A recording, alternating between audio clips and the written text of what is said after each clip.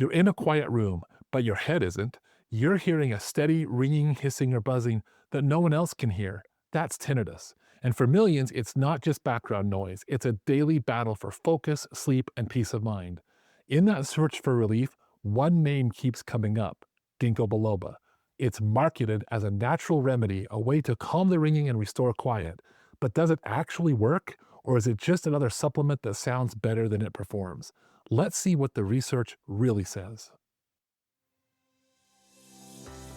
If you're navigating hearing loss or struggling with ringing in your ears, then you've come to the right place. The All Ears Hearing and Tinnitus podcast is your go-to source for expert insights, real stories, and cutting-edge solutions in hearing health. We'll dive into the latest advancements in hearing healthcare, explore groundbreaking treatments for tinnitus, and offer practical tips for better hearing. Here to help you tune into a world of better hearing, here's your host from Timpanogos Hearing and Tinnitus, Dr. Layne Garrett.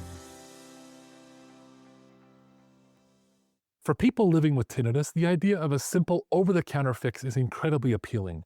Ginkgo biloba is often touted as a way to improve blood flow to the brain and inner ear. The logic sounds good, but when it's tested under real scientific conditions, that logic falls apart. In one of the biggest studies on the topic, over 1,000 people took ginkgo and saw no more improvement than those who were taking a sugar pill. I'm Dr. Layne Garrett, founder of Timpanogos Hearing and Tinnitus in Utah. Before we dive into the studies, let's define the basics. Tinnitus is not a disease, it's a symptom. A sound you can hear that no one else can, often linked to things like hearing loss, loud noise exposure, or even something as simple as earwax. Ginkgo biloba, on the other hand, comes from the leaves of one of the oldest tree species here on Earth. It contains compounds believed to act as antioxidants and improve blood circulation. It's been used in traditional medicine for centuries, and even prescribed by doctors in some countries. The theory is that better blood flow to the inner ear might reduce tinnitus symptoms. So does it actually work? To find out, we look at the gold standard in medical research, a randomized, double-blind, placebo-controlled study. In these studies, participants are randomly assigned to receive either the real supplement or a placebo. Neither the participants nor the researchers know who's getting what. This design removes all biases and is especially important with subjective conditions like tinnitus, where the placebo effect can be powerful. A 2024 meta-analysis confirmed that patients often report improvement even with inactive treatments simply because they believe something is helping. That's why this level of research is so critical. When we look at the collection of high-quality research on Ginkgo biloba for tinnitus, the pattern becomes clear.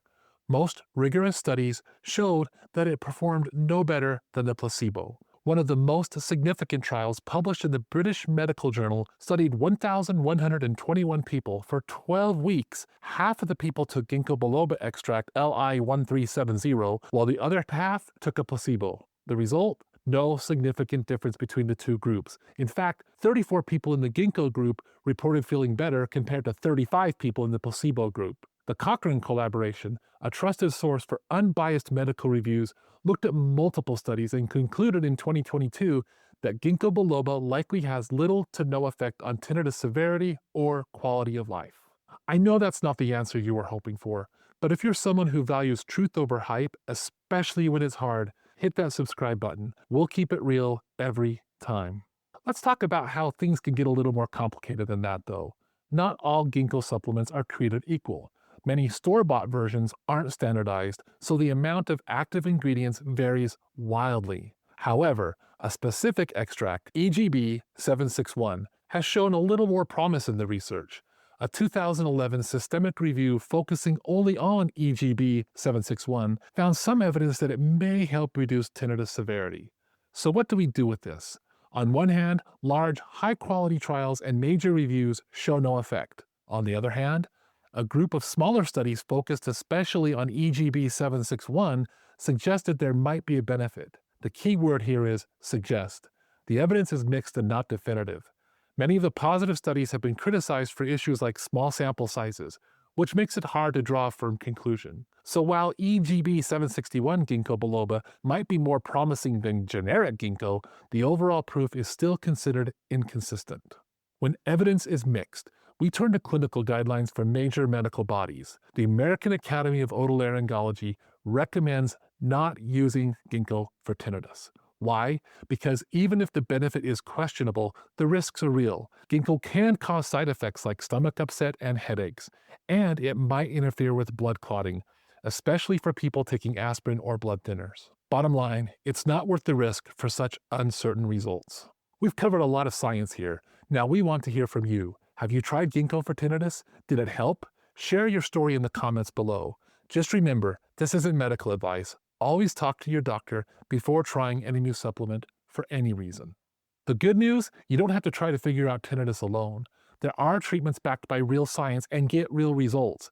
Whether it's cognitive behavioral therapy, sound therapy, or new technology like bimodal neuromodulation, the path forward does exist. You just need someone who knows how to guide you through it. At Timpanogos Hearing and Tinnitus, we've spent over 20 years helping people turn down the volume on tinnitus by using real science, not wishful thinking.